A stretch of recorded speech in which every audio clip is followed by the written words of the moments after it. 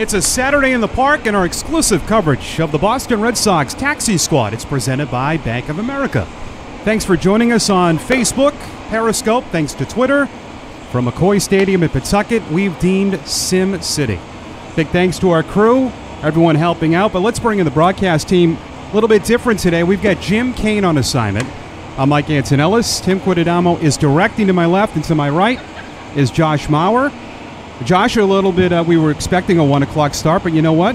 We can roll with the punches here. That's right, Mike. Good to be with you today. It's going to be a fun one because we've got Mike Shawaryn on the bump, a guy who has spent significant time over the past year with the Boston Red Sox, and another arm that I'm sure a lot of people are keeping their eyes closely watching as the Red Sox struggles on the mound in the big leagues continue. Absolutely. Yeah, when we pushed up this start time a little bit, so everybody is set, in place, and ready to go, I think.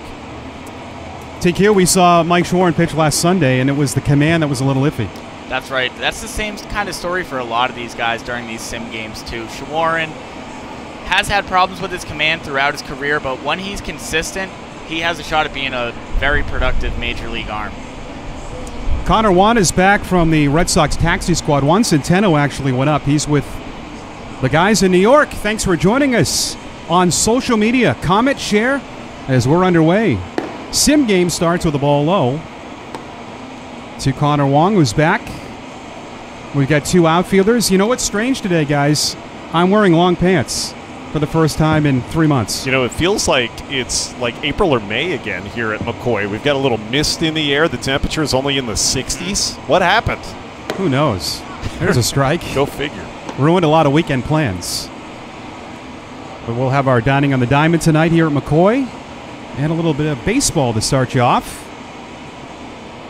But Josh, you're certainly right. A lot of attention on all the arms here because there are massive struggles in the big leagues. That one's outside. Another rough night for the Red Sox in the Bronx yesterday. They ended up using the opener in Colton Brewer, but it was Ryan Brazier who gave up the big home run to Gary Sanchez that helped New York pull away in that win. Yeah, it's been a rough week for Ron Renicky and company. You can't sugarcoat it, Mike. No. TQ, there's no two ways about it. Yeah. And again, it all starts with the pitching, right? Yes. Yeah, absolutely. And you see Renicky's not sugarcoating it either. And I was really impressed with, obviously, a guy we've seen a lot of. Kyle Hart had a rough major league debut, and he wasn't shying away from it with the media either. He just came out and said, I was putting too much pressure on myself. I need to be better than that. I am better than that.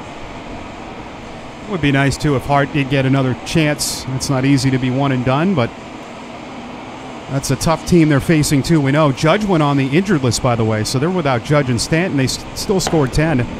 That's just off the plate. Isn't that crazy? You get two of the best power hitters in the sport out of your lineup, and you still have one of the most powerful lineups in the league. You'd subtract Stanton and Judge. And what about the start that Aaron Judge got off to here in the shortened season? But he gets hurt, and the Yankees don't skip a beat. They haven't lost in almost a week. Mike Tauchman's, what a find he was as it's fouled back. It feels like 50. It's 70 and cloudy here at Sim City. I think the Sim City hashtag, Mike, is starting to really gain some traction. So should I get it copyrighted? Yeah, I think you should, because we're giving you all the credit for hashtag Sim City. That's your IP. Yep. It's worth probably $3. Someone will profit off of it. We hope you're having a great Saturday. Bruce Crabb, who is umpiring, you can see him there right behind Mike Shawaryn. He was on Zoom yesterday talking about it and how it's such a different perspective as Wong takes a ball. You can see Crabby's got all the signs down. But ball up, ball up. Yeah. And he said one of the great things about it was he can teach his infielders while he's out there. It's a good point. And that's what his specialty is, too, is working on infield defense, working with the guys in the middle of the infield. Most importantly, perhaps, the Jeter Downs and C.J. Chatham middle combination that we've seen so much here in Sim City.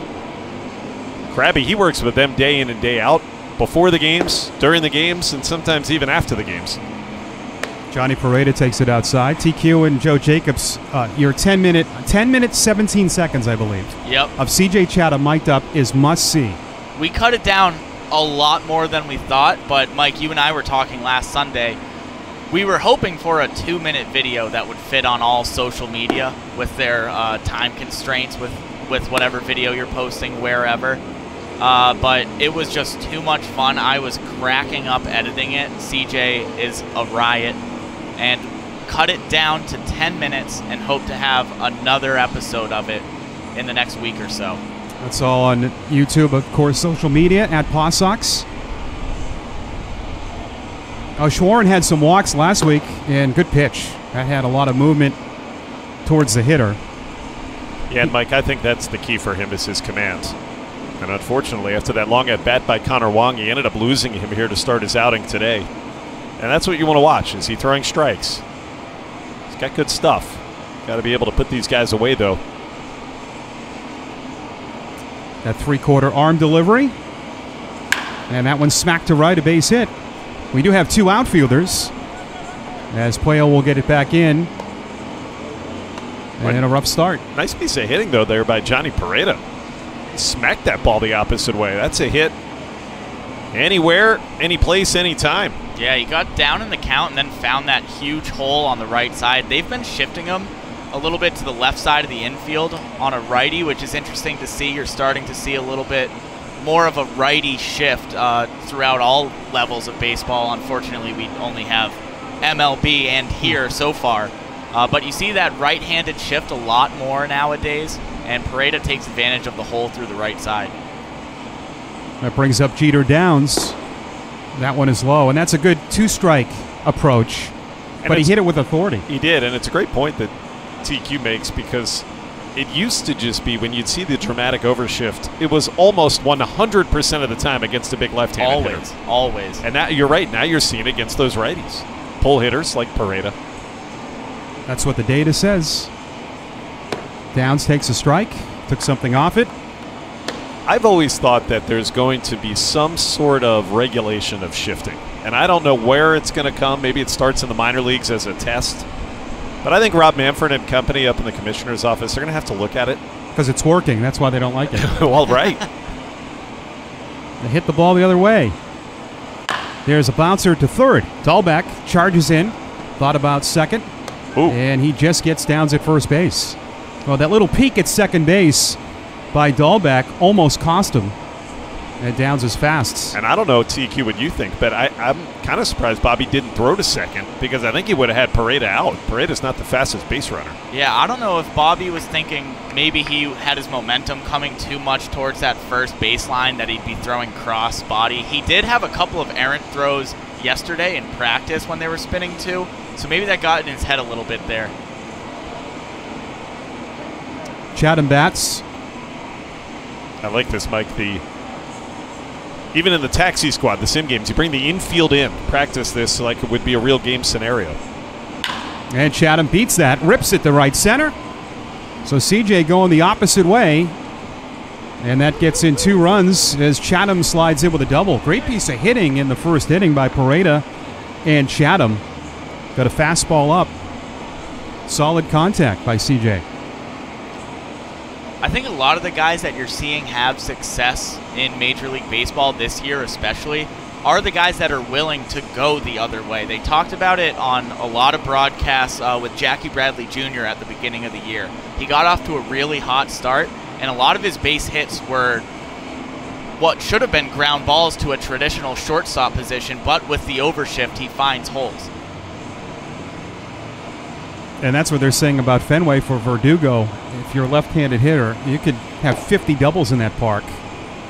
That's the one thing about Fenway. We just equate it with right-handed hitters, no doubt. But for lefties, you pepper that wall. You can. You got that pesky pole, the shortest right field home run that you can get in the sport. Yeah, that is ridiculous. Yeah, but, you know, it doesn't happen a lot. No, it doesn't. Verdugo's definitely a guy who could take advantage of going the other way. Do you guys see, after his home run last night, the stat that our friend Alex Spear put out on Twitter? I missed it. It was that Alex Verdugo has only hit 9 fly balls this season. Wow. 4 of them home runs. I know Remy said he's adjusted his swing. He noticed that he's more uppercut at times. Really, I watched the replay of that swing, and he hit the home run off of Garrett Cole, by the way, so that's no easy feat. Off-speed pitch, low and in is generally the happy zone for a lefty. He goes second deck. You could see the launch angle on that swing. Long batting for the second time of the inning, swings and misses. Yeah, tough start here for Schwarren. go walk, single, double, 1 out in there, but already 2 runs are in it against him. And a possibility that this could be the last batter. The way that these simulated games go, they don't always play to 3 outs. It's usually a pitch limit, which we saw a lot of in yesterday's game that we did not broadcast, which makes sense. You can't have guys throwing 30 pitches in 1 inning for this. Swing and a miss. I thought you meant it made sense that we didn't broadcast it. We wouldn't want guys throwing their arm out. We missed you. Yep, they're going to roll the inning over just after that swinging strike. So in that inning, Wong walked and struck out. Paredes singled. Downs with a ground out. Chatham had a 2-run double.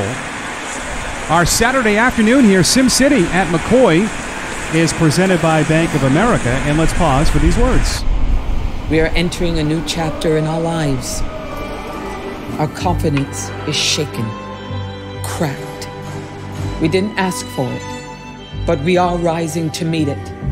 And how far we've come isn't even close to how far we can go. There's a crack in everything for a reason. How else can the light get in? Tomorrow starts today. Mike Antonellis, we are entering a new Josh chapter Mauer, in our lives. TQ as we call him, Tim Our Quintadamo, confidence Caleb is Simpson shaken, cracked. will be the starter We didn't here in ask- this half inning. So Simpson has thrown a lot. And one thing that we really enjoyed last Sunday, Josh, TQ and I noticed after Jonathan Lucroy was jammed with a pitch, fought it off and singled off of Simpson, he went right out there and talked to him. And yesterday during the Zoom, Lucroy said that he's enjoyed being kind of the mentor and the leader, which says a lot about a veteran. This is the first time we've seen Caleb Simpson pitch since that game on Sunday, so he's had a bit of time here to work on some things on the side, as they say. Yeah, Lucroy's been a great veteran presence. And, you know, it's hard to keep your attitude positive. I would imagine, guys, that as you go through the drudgery of these days, it's like Groundhog Day for the most part when you come to the alternate training site. I mean, you do your early work, you do whatever it is you need to do batting practice-wise, and then you play 4 or 5 innings of simulated baseball, then you go back to the hotel, you know, wash, rinse, repeat.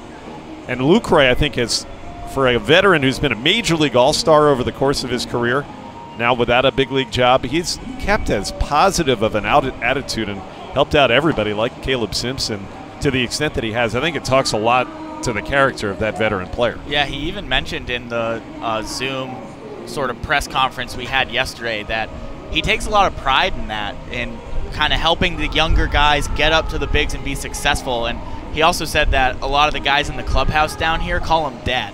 Yeah, that's not surprising. So we'll see Caleb Simpson. They'll shift the dramatic overshift for Marco. There's only one outfielder, so even I can figure this out. Cesar Puello will hit. That's how it rolls, the right fielder. Usually when there's only one outfielder, one of them is hitting. Look at this. It only took us a few weeks, but we finally figured out how this all works. We are very good at this. Simpson, a reliever by trade, works from the stretch, and ball 1 is low to Marco, who had some funny things. If you check out the CJ Chatham mic'd up, he was telling CJ when they went out to throw on the lines, hey, 6 feet, bud. I really enjoyed that. You guys did a great job. Thank you. Behind the scenes. Krabby was funny in it. So Krabby purposely hit a fungo to jump up to hit the camera. That's a shocking. That just took a vicious hop on CJ Chatham. It was funny. We had somebody respond on Twitter and say that it made him flinch just watching the video. I think Krabby did it on purpose, guys. So Marco Hernandez. Red Sox fans know Marco. He's just been hurt a lot. He can hit, though. And that's down and in from Simpson. So just a half inning gone by on our Saturday Sim Day here at McCoy. Mike Antonellis, Josh Mauer, Tim Quintadamo, Joe Jacobs is running the high home. It's all presented by Bank of America. On this frigid Saturday, dare I say. We're so spoiled with weather. Everyone's going to be complaining today now.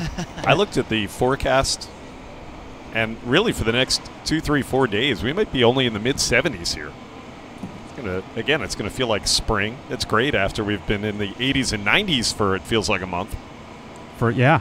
I mean, it seems like it's at least 85 every day. Simpson throws, swing and a miss. Ooh. Good pitch on the outside corner. Good fastball. Yeah, fastball jumped at the hitter. It's kind of a herky-jerky delivery that Simpson has. Then he violently releases it towards the batter. Comes out of his right hand, and it jumps on you. Yeah, Simpson once with the Giants. He was there 7 years. He's throwing hard. Alex Richardson gives us the velo, 95 to 97. And he pumps one outside. And not the way he wanted to start it. Just like Shawaryn in the top of the inning gives a first batter free pass. We saw a lot of that yesterday. The game matched a couple of lefties who had just been sent by the Red Sox to the alternate training site. It was Jeffrey Springs and Matt Hall. And I think in that sim game that we had here yesterday, it felt like we had more free passes combined than we had seen maybe in a couple of weeks.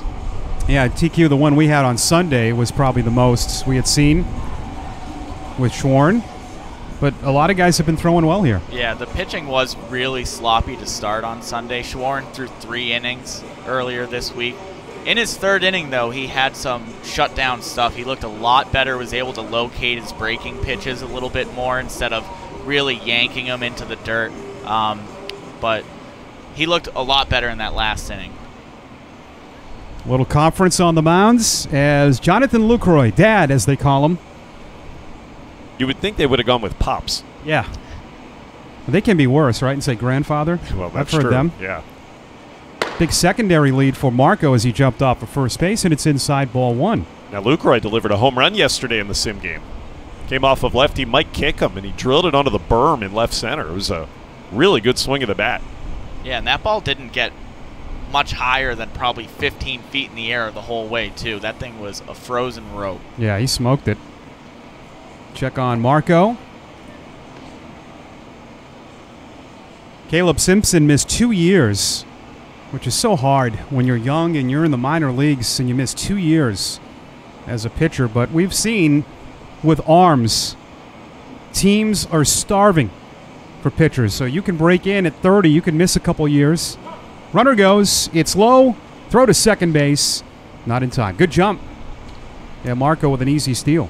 He's been the one, really, other than Jarren Duran, I guess you would say, the most aggressive base runner we've seen here with the taxi squad. Actually, he stole that on the pitcher. Because I thought Jed Bandy there made a terrific throw. Made that a lot closer than I thought it would be. Well, in that first secondary lead, TQ, after the first pitch, I mean, he was way off firsts. Yeah, you could tell he was trying to time up Simpson a little bit and then just got a great jump there. Like you said, Josh, Bandy with a perfect throw. Just couldn't get Marco. Some good catchers here with Bandy, Pareda, Lucroy, and Wong. And that one's outside. Now, we talk so much about Jeter Downs learning from some older guys. You have Connor Wong, who they get in the Mookie trade, and he's surrounded by some veteran catchers. That has to really help. Yeah, I think getting him around Lucroy is incredible, especially not just the catching side of things, but seeing how Lucroy talks to the pitchers and works with them. Wong has a lot to learn. And that one's ripped to right center field. Duran won't get it. Boy, a lot of guys going to right center, and Lucroy will knock in a run. And we've had a lot of offense here early, which we don't always see. Good piece of hitting. He stays hot.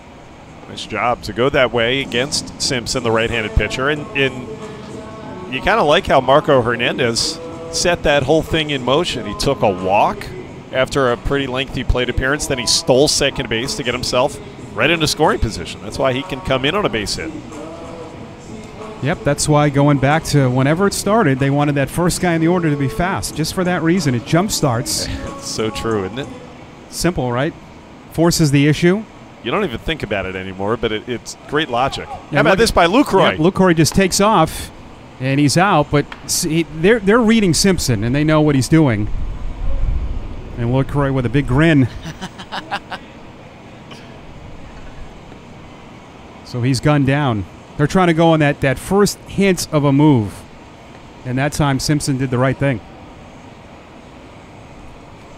And also, good job by C.J. Chatham getting over there to cover the bag. It ended up being a very easy out. That one's outside off the glove of Bandy. can be a little bit hairy at times because you also have this overshift on with Akami batting, so you don't know exactly who's supposed to be covering second base on that kind of play. Well, you'd think it probably would have to be Chatham, right? Yeah, well, he's the closest. And if you're the catcher, Bandy, or Simpson himself, you have to worry about someone getting over there to cover third base, too. Sure. That's where in the shift on a steal like that, yeah, they have to communicate. Because if you're Chatham, you could forget, oh, yeah, I have to cover here.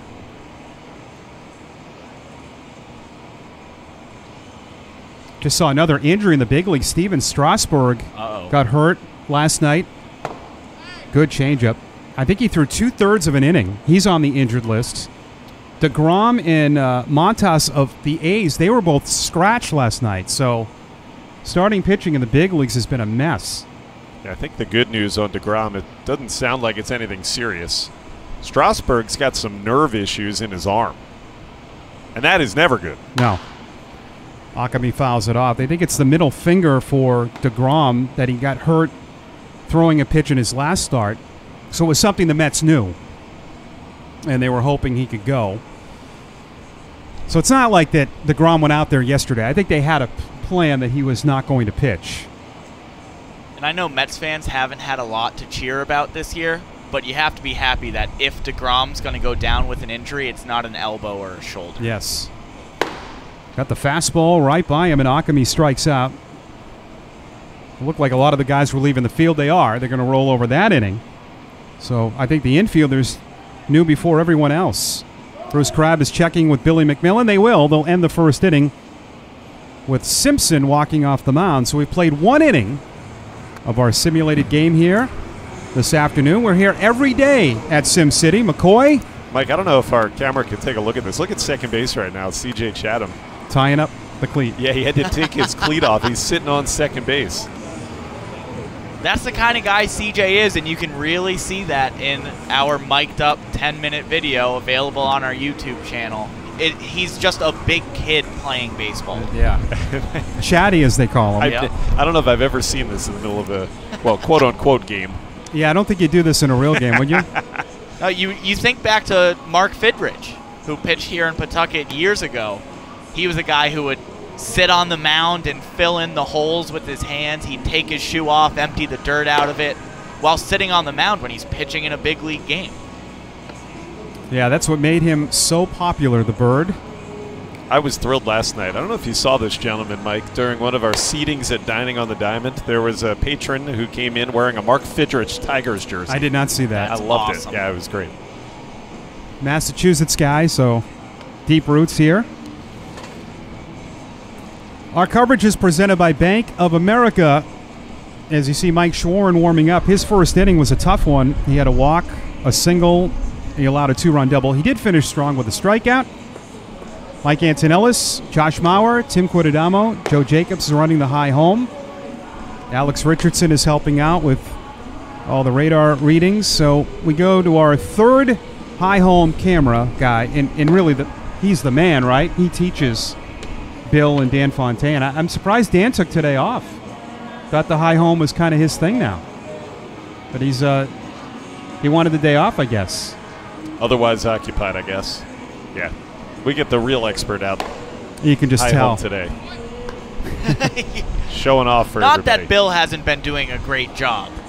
Bill's been great. Well, Mike, you've done it. TQ, you've done it. That's true. I think I'm the only one here in Sim City who has not yet taken the reins of high home.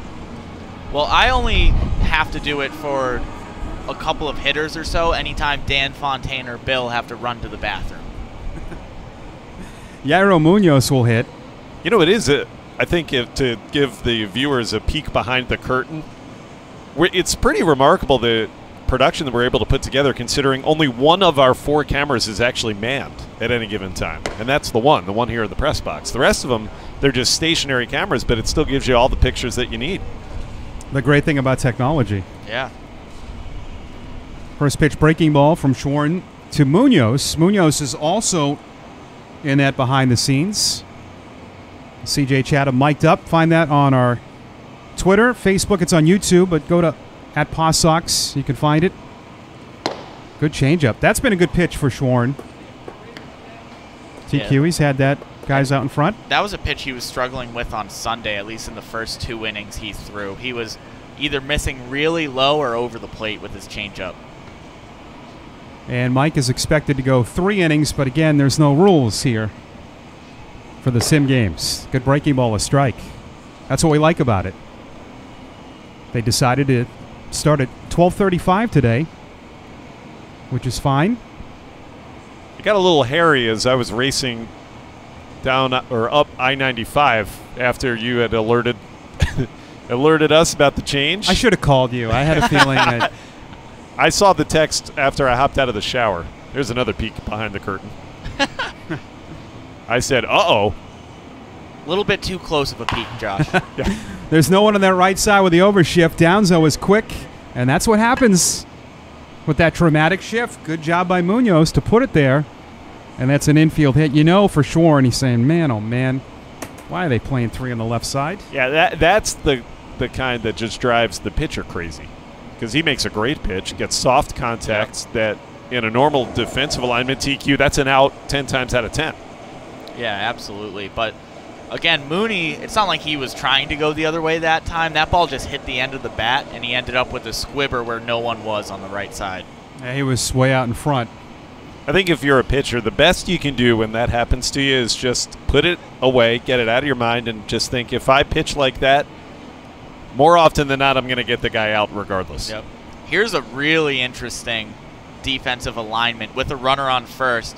Double play depth, but they are all on the left side of second base. Yeah, that means if it's hit to Chatham here, Downs has to get the second.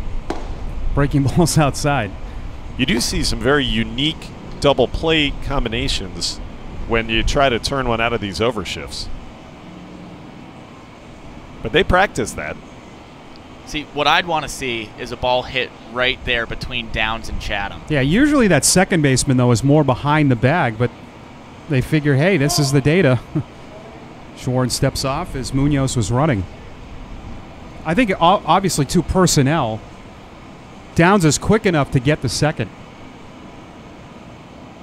And I think the combination of the batter, too, Bandy, maybe Bandy. If Duran is hitting, that'd be tough to have all 3 on that side. This one's outside. Bandy's been getting this overshift even as the right-handed hitter. He's been getting it pretty much throughout this camp. And again, it's all data-driven. Yes. Completely. They've got computer numbers on every single hitter, both their own and opponents, and that's how the defensive alignments are put together these days. Yeah, and it overwhelmingly favors this shift. I know the Yankees were one of the first to do this. Here's the pitch, and it's low. Look, one of the first players I ever talked to about this was Travis Shaw, and he was absolutely for it.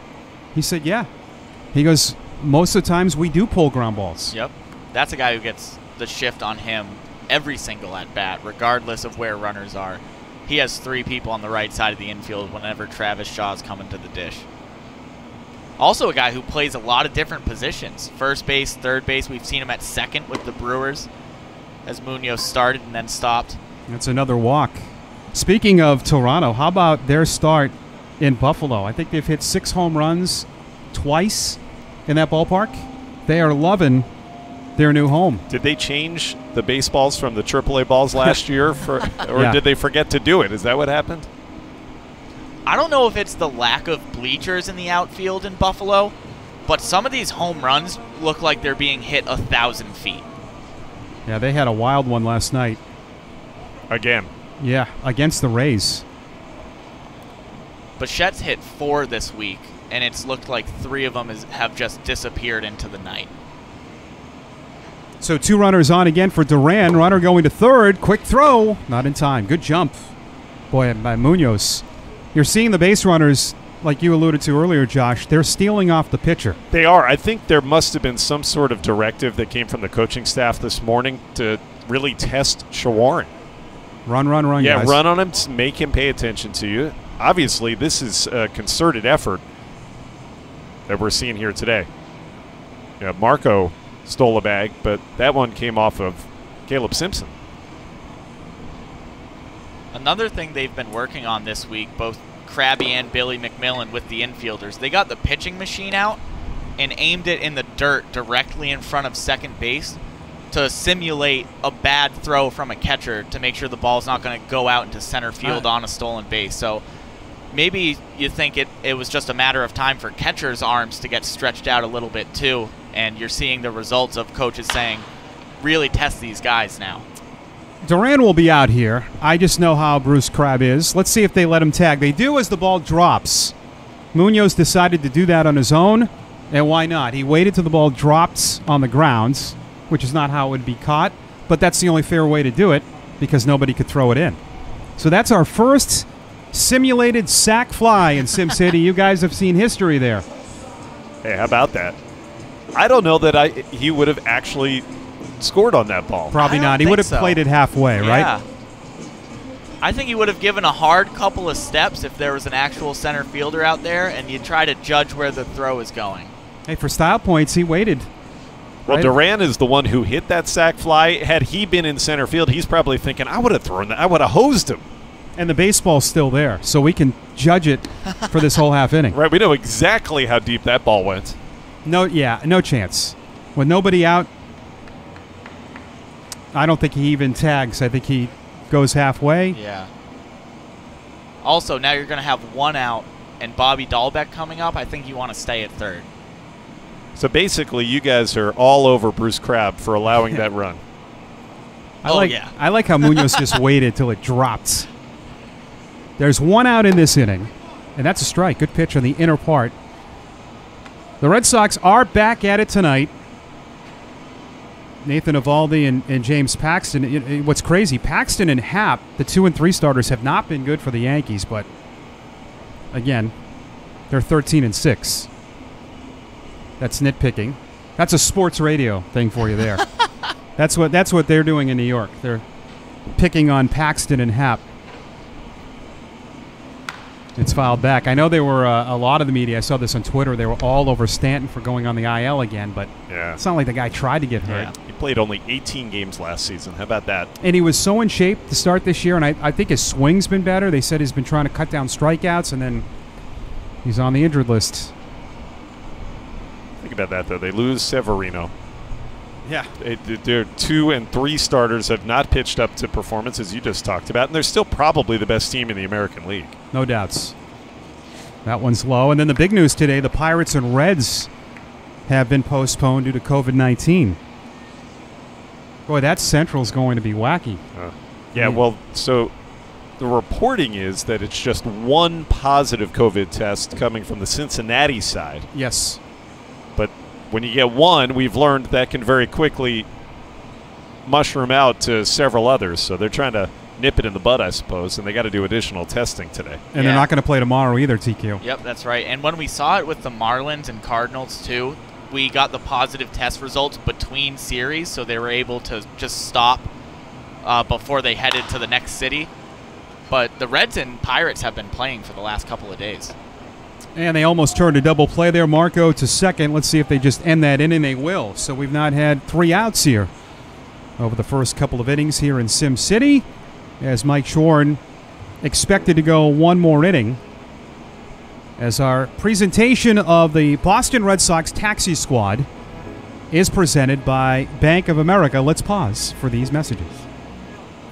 We are entering a new chapter in our lives. Our confidence is shaken, cracked. We didn't ask for it, but we are rising to meet it. And how far we've come isn't even close to how far we can go. There's a crack in everything for a reason. How else can the light get in? Tomorrow starts today. You are watching Red Sox Sim Game action here at McCoy. Mike Antonellis, Josh Maurer. We call him TQ, Tim Quattadamo, who is the master of playing video games and not paying attention, Josh. And I mean that in a very positive way. I appreciate that. He can play game. He can look away on MLB The Show, and then at the last second he hits home runs. It's crazy. Dominated the International E-League that way. Yeah, we Till forgot the about playoffs. Till the playoffs. Hey, I won the first round of the playoffs, all right? I made it through the semifinals. that. Who did he lose I don't to? believe you get a ring for that, do you, Mike? No, the Colts do that, right? They raise banners Oh, for... yeah. for So who beat you, TQ? It was the Rochester Red Wings, so the AAA affiliate of the Minnesota Twins. Well, I'll tell you, they were looking for revenge for losing the longest game in 1981. They should have built it that way. I noticed last night, I don't know if you picked this up, when Sanchez hit that home run off Ryan Brazier, he did kind of look out at him. I think we forgot about those two had a little incident back in the playoffs in 18 during when Brazier yelled at him to get back in the box. Yep. And I forgot about that, too. I noticed it, and I couldn't remember why. I mean, he really flipped the bat, which good for him. He hit it 457. Yep. But he did look out at Brazier. Well, Sanchez is known to have some issues. Brazier's not the only guy that he has. No. Nope, he's had, going back to the minor leagues. You know what else is prevalent here this afternoon that we haven't had in a while? In addition to the cooler temperatures, really windy, and Yes. it's blowing hard to left. You get a ball airborne. We haven't seen it yet, but if you get a ball airborne to left field, it's going to take a ride in the jet stream today. Had some rain, too, on my way in. TQ, did it rain here at all this morning? Not that I No? know of. It was sprinkling a little bit, misting, but nothing heavy. Also something to keep an eye on, Mike. We got R.J. Alvarez starting to warm up in the left field bullpen, which means maybe Shawarren's day might be cut short to just the 2 innings. Yeah, makes sense. Gonzalez was expected to go 3, so we thought he'd be in Simpson's spot, so maybe he's not throwing as Puello takes it outside. Alvarez and Blair, who we're looking forward to seeing. Seth Blair has one Mr. Relief simulated inning thus far. The one inning he threw. It was unanimous. 2 of us voted, and we each gave it to him. That's all that matters. You and I, Mike. Pitch to Puello is high. The last pitch that Caleb Simpson threw in his first inning was, again, 97 miles an hour on the radar gun. That'll play. No doubt about it. We've seen a lot of that here. Robert Stock, a hard thrower. There's a strike right over to Cesar Puello, former Mets farmhand. He's played a nice right field in these sim games. Let's put 97 in perspective. TQ, you can help us as a former college player. Yep. What's the fastest that you would have ever seen? I think 92 is the fastest I ever saw. And that was a kid who played ball at Seton Hall, then had Tommy John surgery, and went to a D3 school Ringer. to start playing me. Exactly. So then what did 92 look like? It gets on you. It gets on you really quick. And he could spot it inside, which was really tough. Breaks some bats. Yeah. That's right there. Alex Richardson telling us Simpson's sitting 95-97 consistently. Looks like an easy 95-97, right? At times. Yeah, he's not stressing about it. Pitch to Puello, and that one is high, and he'll walk. So Puello's on, and Simpson's walked batters to start his half innings. But that we've had 4 half innings now, and the leadoff man has reached in every single one of them. And 3 are walks. It's a hitter's day. It's most walks I think we've seen. But that will happen. Yeah, and it does kind of feel like that carried over from yesterday. Yeah, maybe these, in Sim City here, Mike, maybe it's just things are going in ebbs and flows. We've had hitters' weeks, we've had pitchers' weeks. Maybe the pendulum continues to swing. We have a weird weather day. Lucroy had an RBI hit his first time. He was terrific on our Zoom call yesterday. Of course, big league guy, super professional. Good jump by Puello, and Puello will be safe. Ooh. Boy, Bandy threw that in the crouch just because Simpson was slow to the plate. How impressive was that throw? It was like the old Benito Santiago. Throw it from your knees. He got a lot on it, too, made it close again. But we've seen 3 stolen bases, and every single one of them has been on the pitcher, either Shawarren or Simpson, I think. Yeah, when a catcher doesn't get out of his crouch, yeah, I would tell you. I mean, I don't think he had any chance, but they're making it close. He's made 2 terrific throws. Jet Bandy. I think it's good, though, they're running, because these are things they should simulate. Runner goes to third, and he should be out. No, safe. Whoa. Oh, Billy had him out. So we have 2-1. Myself, Billy, and then I think Krabby's the crew chief, though. Krabby is... I want to see them two argue. Well, I'll tell you this much. The throw certainly beat Cesar Puello to the bag. But he may have gotten around the tag there from Bobby Dahlbeck. I think that's the ruling. Yeah, it's going to stand safe. Yeah. Billy's asking Puello, you can tell. Yep. I think Billy was telling Krabby, how is that your call when I'm right here? Fair point. So they'll play the infield in. Technically, there's nobody out, but just simulating the situation. Good block by Bandy. We've even seen them do that with 2 outs in the inning. Ooh, that has to hurt.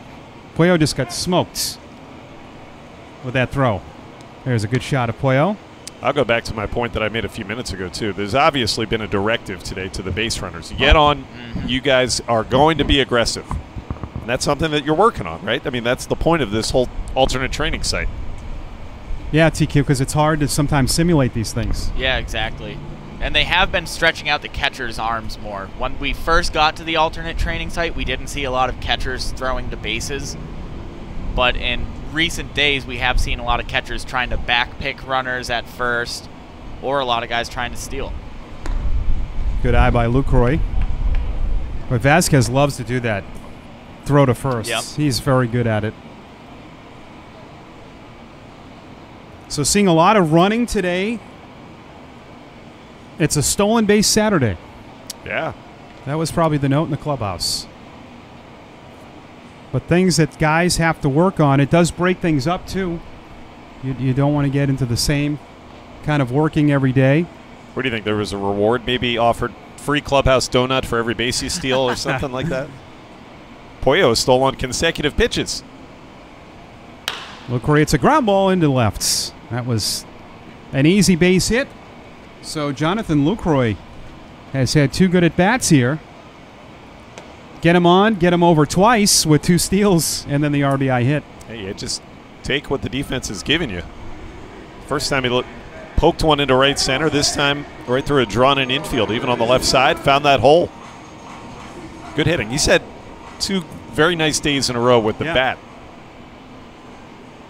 He's getting more at-bats, too. Last Sunday, TQ, I think he had 7 at-bats, 6 or 7. He led the taxi squad in at-bats easily. We could have another half inning that does not end with 3 outs. That's where my money is, Mike. Chatham fouls it off. I'd put it at better than even money odds. Do we have the live odds? I don't think they keep track of that with the TrackMan software. I did see last night the Red Sox game was one of the biggest odds in favor of the Yankees in about 5 or 6 years. Swing and a miss. For those who are into the betting, they know that Vegas, with baseball and hockey, they don't get too crazy because it's very random. But for that game last night, they were saying you've got to put a lot of money to win just 100. Yeah, what was the money line? Minus 245? I think it was minus 350 by the start, which that's is crazy to see. And Chatham fooled. Good pitch down and away, and he should be outs. Krabby's pointing to Akami. I think he should let us make the call. We have a good view of that. Point up to the press box, Bruce. We got you. Swing and strike 3. That was a good pitch. Down and away. Couldn't hold back. Yeah, good to a righty. Yeah, especially when Chatham went the other way in his first at-bat. Once he got 2 strikes on him, he was probably looking to do it again. And that one was just a little bit too outside, but Chatham thought about it, and it was too late. So Jeter Downs will get a chance to swing it again. He batted earlier in the game. Just for those new, we don't have enough position players to play a team. So guys hit in groups. No lineups. It's very difficult for a broadcaster to try to keep a scorecard. Mike's doing the best he can. I've given up long since given up. It just keeps my routine. Oh, I'm here for it. Swing and a miss. I will tell you this: a lot of guys are going to scorecards on an iPad. Mm-hmm. I will never do that. Yeah, I'm with you. I am going to be as traditional and stubborn. I like using a real pen.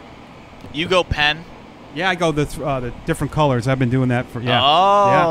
Oh yeah. I think I had a couple of those pens in 3rd grade. That's what most people say. It's blocked by Bandy.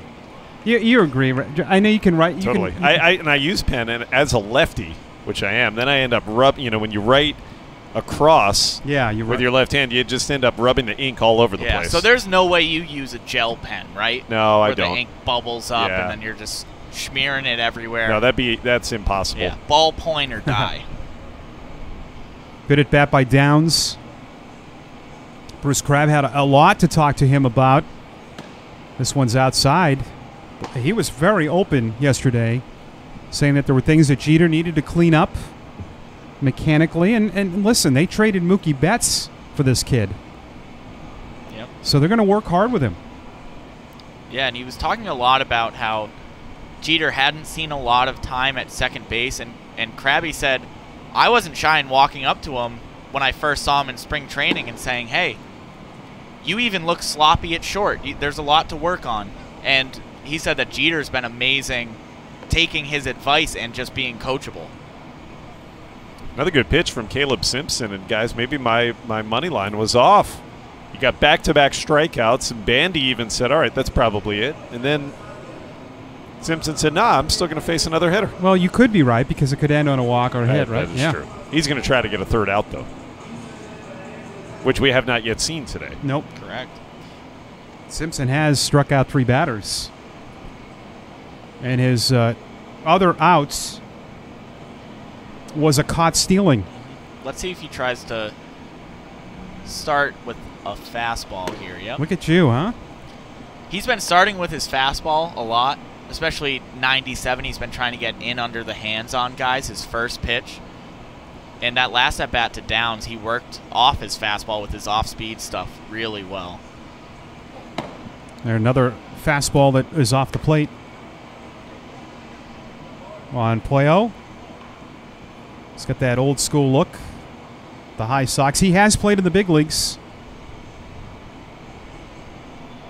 4 homers in his big league career. He's played with the Angels, Marlins, and Rays. Marlins have been a nice story to start 2020. That pitch is low, considering what they went through. They're going to make a movie about the 2020 Marlins someday, right? Have to, especially let's see if they can keep up the level of play. First place in the NL East. Yeah, and just with the COVID situation, then coming back winning, guys people haven't ever heard of. Yeah, and it didn't start as a great story either with what they're calling some misinformation being spread about their guys going out to nightclubs and bars and breaking their COVID rules when manager Don Mattingly said, no, they were just going to buy groceries if they needed it to bring back to their places. Like they were just doing stuff necessary to survive when you're quarantined inside. You got to go get food. And he said they just happened to come back and have an outbreak.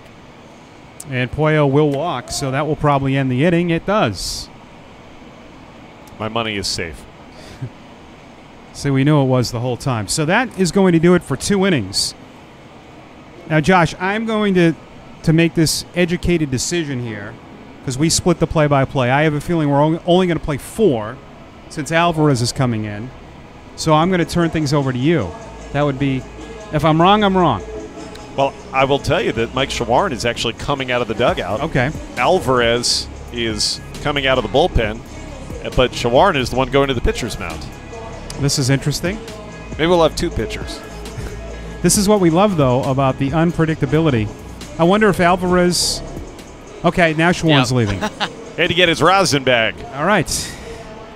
Can't leave that out there. Top of the 3rd is presented by Bank of America. Mike Antonellis, Josh Mauer. You see Mike Shawarn, Tim Quintadamo, Joe Jacobs on the high home. R.J. Alvarez is in. Yeah, R.J. Alvarez. Big fastball. Another guy get it up there in the mid to upper 90s, just like we saw from Caleb Simpson, the long-haired right-hander. It's been pitching just about every other day here in Sim City. Use the hashtag when you're referring to this Boston Red Sox alternate training site. We're trying to get it going. Alvarez, last year AAA with the Miami Marlins in New Orleans. And on to start the unofficial top half of the third inning here. Today it's a Saturday afternoon from Pawtucket. And you guys were talking about the Red Sox and Yankees game 2 later tonight. Nate Eovaldi gets the ball for Boston. He's been the one consistent. ERA just above 4 as he gets the baseball there for Ron Renicky this evening.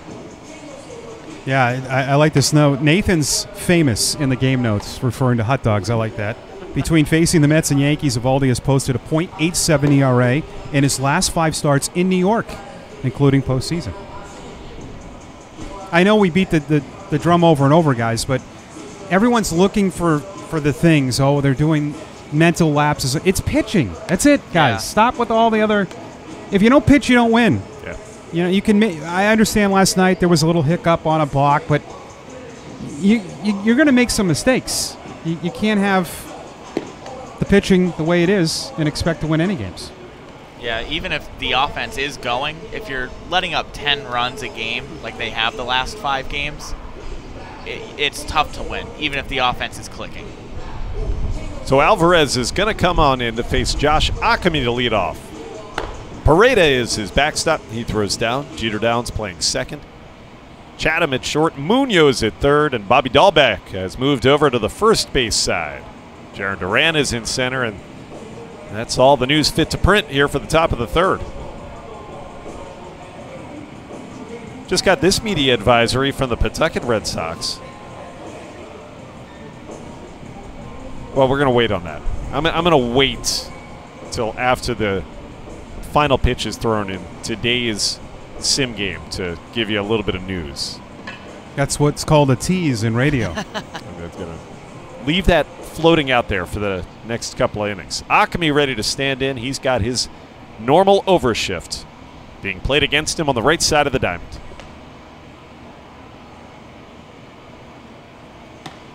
Low and away here from R.J. Alvarez. Mike told you earlier that the news coming from the Cincinnati Reds clubhouse is not great. They've had a COVID positive test today that has postponed the remainder of their series. With that, baseball today was expecting to, for the first time in several weeks, have all 30 major league teams actually playing in a game.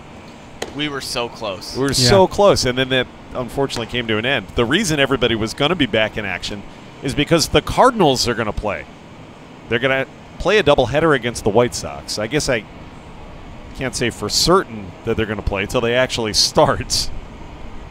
But they, Mike, you were telling me this yesterday. They gave a rental car to every single member of their team to drive from St. Louis to Chicago separately to keep them as absolutely socially distant from one another as possible. Yeah, and how about this? They have already scored 4 runs in the top of the first against Lucas Giolito. This is why baseball is wacky. Who would think that that could happen? So they did start, and you're right. They haven't played in 2 weeks. And against that arm. Ockamy stays alive, pops it foul. And they're still batting, Josh. Well, I guess you would say they were chomping at the bits. Yeah. Ready to go. Now they'll be refreshed. We know that.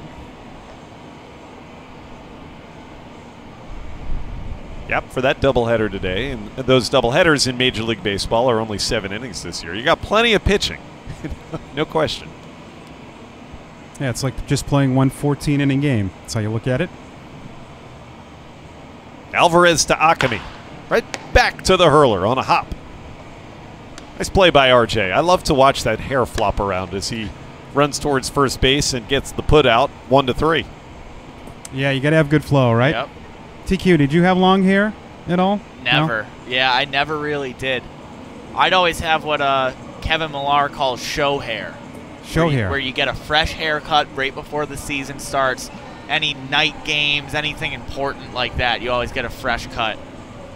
Because when you look good, you feel good. You feel good, you play good. Boy, that sounds like it's straight out of a Vince Lombardi quote. Or a Nike commercial. It was one or the Deion other. Sanders, if I'm not mistaken.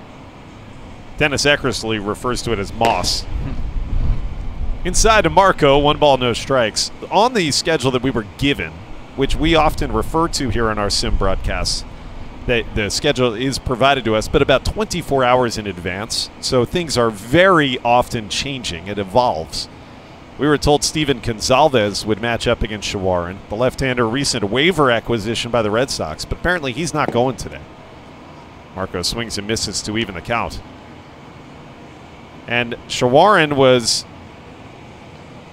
limited to 2 innings, so he and Simpson go 2. This is our 3rd inning. I think this is going to be it, Mike. I think you're going to get 1/2 inning here from Mr. Alvarez, and now the man we are eagerly awaiting, Seth Blair, is warming up in the bullpen in left field, and he'll pitch the bottom half, and then we'll go on our merry way. Maybe Gonzalez is going up. Who knows? They did say somebody from here will start one of those games. Good fastball. Now, the only reason I'm saying this, I don't like to ever put things out there. Ron Renneke has already said that. So I'm just quoting what he told everybody. We don't like to break stories here. Well, I think it's fair to, you can just give your opinion, and we can back it up, the fact that it's just your opinion, by saying we have no knowledge of anything. No, we don't, really. And usually people find out before we do. They'll be on Twitter before we notice that. One of the things that's very different for guys like you and I, Mike, is the fact that normally we're around these coaches and players every day. That's going to drift foul on the left field side, right? Big towards that tower, towards that big tower. You know, we talk to the coaches and the players on the bus, or we go into the clubhouse, stand around the batting cage. In 2020 baseball, it doesn't matter if you're here at the alternate site or in the big leagues. If you're a broadcaster, you do not have access to these guys. I just waved to Billy at times, or Paul Abbott coming in. That's it. Right. But we have access to TQ, so, I mean, that's... Yeah, but even I have very limited access to the guys, too. I think the closest I've ever come to one of them since we started this taxi squad was I'm up in the seating bowl like a fan, screaming to CJ Chatham, asking him to make sure his microphone is working. Check your battery. Yeah. But you're right, Josh. It is very different. It's very different. I was going to tell you a funny story about finding things out last. And I remember going to Hartford, Connecticut, and as soon as I got into my booth, all the media's in there, and they're saying, "Hey, how come you didn't tell us that Matt Barnes was pitching here?" I said, "I didn't know he's out in the outfield." I said, "No idea." You don't make the lineup? And Mike might create the roster on his laptop, but he is not the one in charge of it. Overshift on. 3 infielders on the right side against Marco. Got him swinging. Good pitch. Yeah, that's that fastball. And Jim Kane has described R.J. Alvarez, old number 1, as an explosive pitch. Yeah, he works with a 4-seamer, 2-seamer, splitter, and slider. So with that 2-seam splitter and slider, he gets a lot of nice break in different directions, and then that 4-seamer, it makes it look like it almost rises too. So he's pitching really well right now. They talk about changing the eye level. Splitter, then you go up, and Marco was late. Now Jet Bandy, catcher, coming up against Alvarez. 2 outs. We might have a regular 1-2-3 inning. Wouldn't that be something? I think it's been about 2 days since we've seen one of those. Strike 1 on Bandy. Came with that slider. Blair getting ready to pitch in the bottom half of the frame. A guy who, he also goes from unique 3/4 arm slot at times, and he can sling it up there 96, 97 from the side. We'll talk about him when he comes onto the mound. In the air, and that one foul, so it's 0-2. Dahlbeck getting his sprints in.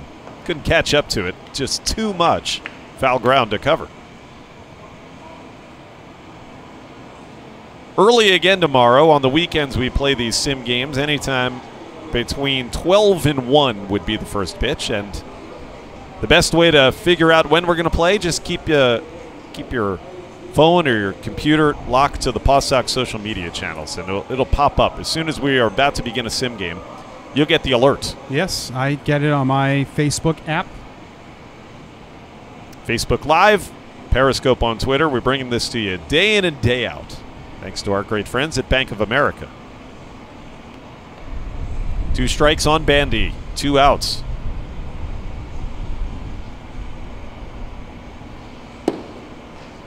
The ball one misses low.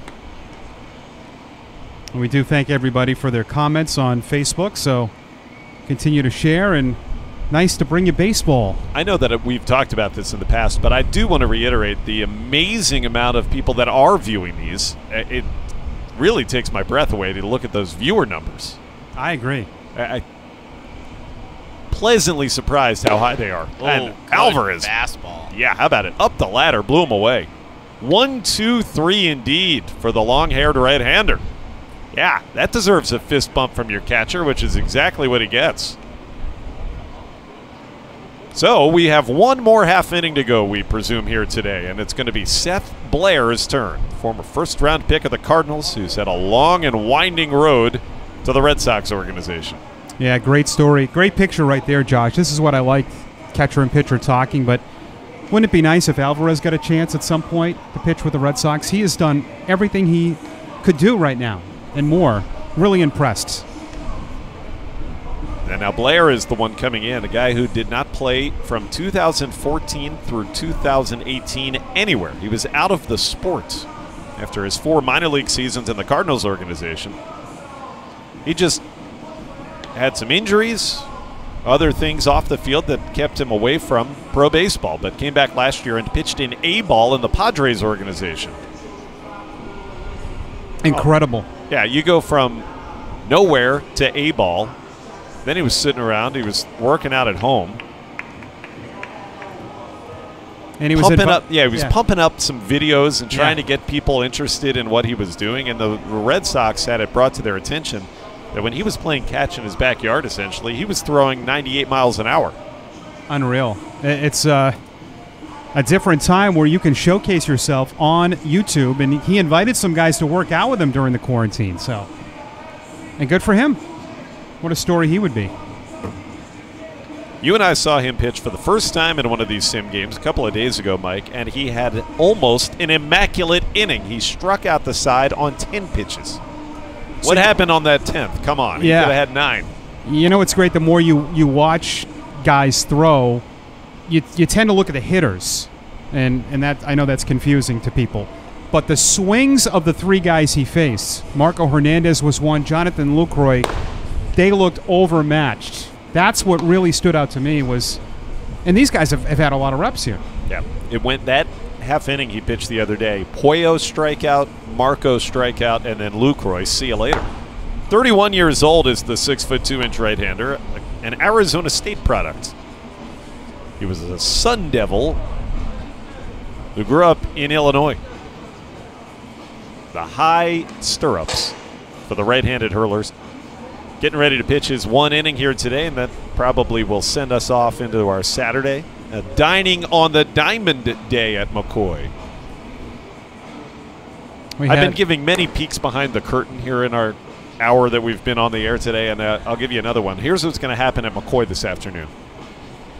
Let's say in about 10 minutes or so, these players are going to vacate the premises. Matt McKinnon, the great grounds chief here, is going to come out on the field, and he's going to start manicuring and watering.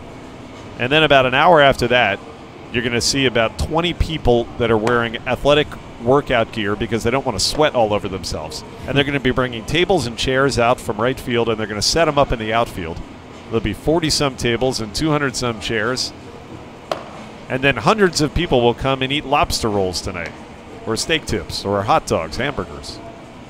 And I will tell you, my favorite part of it, of being a waiter, and Josh, I'm sure you'd agree with this, is the faces of these people when they come in. They've never done this. They're on the field. They're eating on the field, and they're pretty. You could tell they're in awe of the situation. It's neat that we're able to bring that to people. If you are interested in participating in Dining on the Diamond, you can actually go to the website. Pawsox.com has all the information how you can get on the waiting list. Unfortunately, that's how you have to do it because there is too much demand. We have to get you on a list before your turn comes. Okay, here we go. Blair against Yairo Munoz. I love his follow-through down to a knee. It happens just about every at-bat. Guy who has so much fun playing the game. Former Cardinal versus former Cardinal here. Yeah, he's also in that behind the scenes with CJ Chatham. Check out on YouTube. Some good stuff. No outfielders on the left or center. There is Pollo in right. 0-2 as he slings it from that three-quarter sidearm over the outside edge. Well, that arm slot is very violent against righties. I mean, this makes righties uncomfortable. When he comes over the top, he can actually throw the fastball even a tick quicker. There it is over the top, and Munoz just stayed alive. I mean, isn't that really the point of pitching, is to keep the hitter guessing? Yeah. And you don't know if he's going to come at you traditionally or if he's going to switch it over. You got to be on your toes. Yep. And TQ knows this. Sometimes 95 plays to 105 to hitters. Yeah. The way it looks. But his 95 to 97, Josh, I think it feels that to these hitters. On the ground, that's going to be a play for Marco Hernandez. And he threw it away. Good hustle here by Yairo Munoz. He's going to turn second. Stop. Yep, he's got third base. That ball rolled forever in the ample room in the apron at McCoy Stadium. 3-base error on Marco is how the inning begins against Blair. Yairo Munoz is 90 feet away from scoring a run. E5 is going to be my scoring decision. Once that ball got away from Acme at first base, you could hear Mooney, as they call him, screaming with excitement because he knew he was going to be running for a while. You could tell Acme was really not expecting that throw to go as far wide as it did. Unfortunately, that's been kind of the knock on Marco Hernandez, who's always been able to hit. The question is, can he be sure enough defensively wherever he plays in the infield to be a regular contributor to a major league team? Infield will come in. We've seen this several times here in the hour-long sim game thus far today. Nobody out, and Duran takes a strike. Well, that is 5 pitches, 5 strikes from Seth Blair in this outing. His control is what impresses me perhaps the most. He seems to be pinpoint with whatever pitch he throws. He puts it where he wants to. Yeah, in 2 different arm slots. 97 over the top. 0-2. It's almost like facing 2 different pitchers Yeah. here. I mean, throws from 2 different arm slots, same at bat.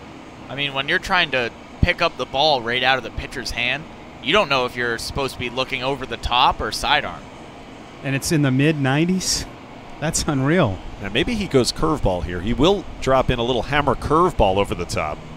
2 strikes on Duran. Oh, down and in. That's the first ball he's thrown. I think actually it may be the first ball he's thrown in either of his appearances. Now, with my amateur eyes up here, it looks like he's thrown 100 easily. I mean, it's quick.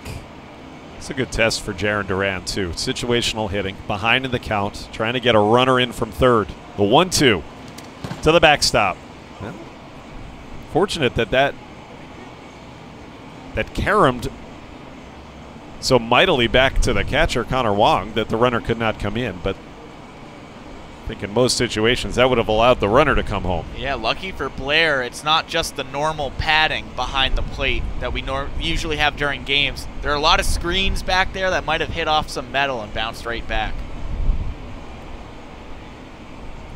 2-2. So Seth Blair is human. He's yanked the last couple of pitches.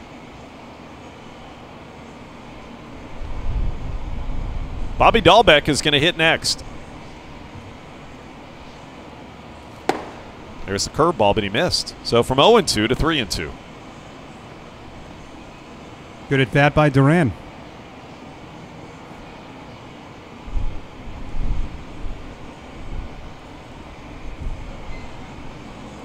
These guys getting so many different plate appearances throughout the week. The position players that are here, and give credit to Duran, the way he's battled. I think day in and day out, you start to see the tools at the plate improve. Yeah. Very limited professional experience for Duran. I mean, he was in high A last year and then went to double A, and he has really grown as a player. And someone really that a lot of Red Sox fans who follow the prospects did not know out of the drafts. Count remains full with the runner leading from third. And he walked him. Well, Seth Blair may be trying to get a little too cute after getting ahead in the count. And actually really any of the 4 pitches that missed to Duran, none of them were all that close. I wouldn't say he was nibbling. Now Dahlbeck with runners on the corners. But he's got the stuff, to your point, that he can really challenge these guys.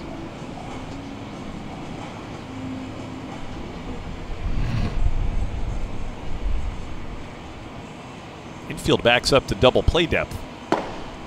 There are 4 of them, the regular allotment of infielders with only the 1 outfielder. Hernandez, Chatham on the left side, Jeter Downs, and Akami on the right.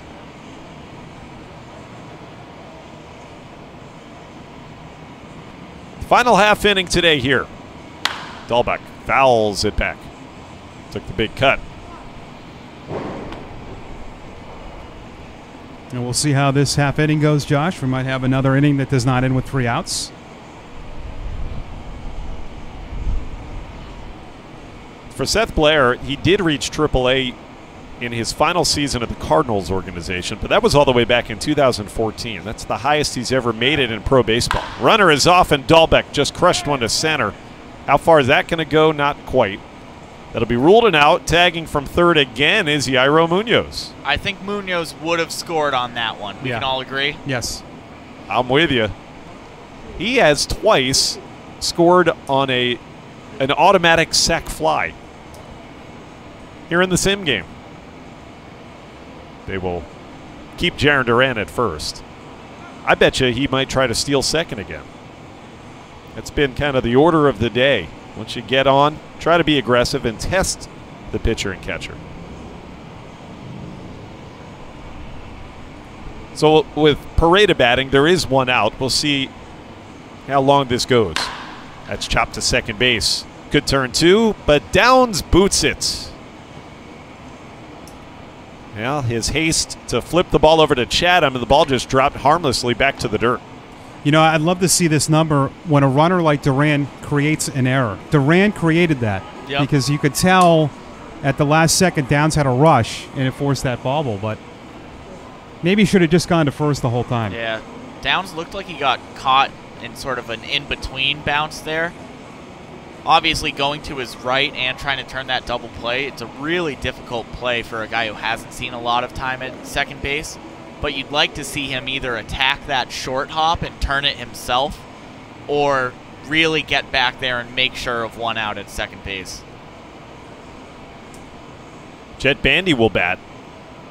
Runners are on first and second base. In actuality, the pitcher Blair has really recorded 3 outs in the inning. There have been 2 errors in the infield committed behind him. There'd be no earned runs if people are wondering. Right. The only runner against him on his own volition was the walk. 2-0 the count on Bandy. I think it looks like they'll let this continue as long as it goes for now. There is a batter on deck. That's Munoz again. Bottom of the third, if you're keeping track, and Bandy swings through that 3/4 sidearm fastball. There's where velocity plays. Bandy's a veteran guy, good power. He's ahead, and he went a little in with a fastball, and he couldn't catch up with it. 3-1 the count. It's a 5th batter in the inning. It's about as long as we, in any of these sim games, frankly, have seen a half inning be allowed to last.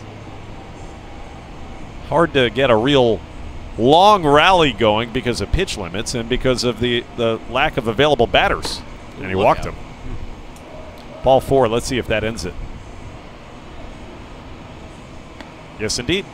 Off the field we go, and a Saturday in Sim City comes to an end. I like how we got the official wave off there from our ball distributor, Mario Oliveira. I think he gave the wave it off. Yeah, I think he should be in charge of that now. He's good at it. Very clear, good signal to the press box. Well, Mike, last week you told me once the rosin bag comes off the mound, and Layer forgot his rosin bag on the mound. Yeah, go figure, right? We'll wait for Super Mario. So, guys, 3 innings today. We saw quite a bit of command problems. That was, for me, actually kind of what sticks out. Shawaryn, Simpson, and then even Blair walks 2 batters in his 1 inning. Who knows? Maybe you just chalk it up to that kind of day. What are your biggest takeaways? I'll start with you, Mike Antonellis. Yeah, no, I agree with you. 7 walks overall. I thought the base runners, if they were told to execute stolen bases off these pitchers, maybe were told that obviously the pitchers didn't know. They executed that well. But yeah, guys were off. I didn't think Blair attacked the hitters the way he did that first outing we saw. But yeah, it was a day where just a little off in command, and that happens. And Tim, how about R.J. Alvarez continuing to pitch extremely well? He was the standout pitcher of the afternoon, I think. Yeah, and I think it was really encouraging seeing him use his mix of pitches and stay consistently in that mid to high 90s range. I wouldn't be surprised if, like Robert Stock, we see him get the call up pretty soon. There is a scheduled sim game for Sunday afternoon. I would anticipate, what do you think, Mike, 1? We're just guessing. Somewhere 12, 12:30, 1 o'clock on the schedule. What was it, 12 last week? I think it was maybe 12:30. Yeah, 12. Who knows? 1 the week before that. The rule is there's no rule. It's up to Billy. Check your Paw Sox Facebook or Twitter accounts tomorrow afternoon, and as soon as we're ready to go, you'll get the alert. We hope you will be able to join us. Until then, hope you have a great rest of your Saturday. TQ at the director's chair with a headset on. Great to have you on with us today, Tim. Thanks for all your help. Yeah, always a lot of fun with you guys. Thank you, bud. Mike Antonellis as well. Enjoy the rest of your night off. You too. Yeah, I will enjoy it. Pawtucket.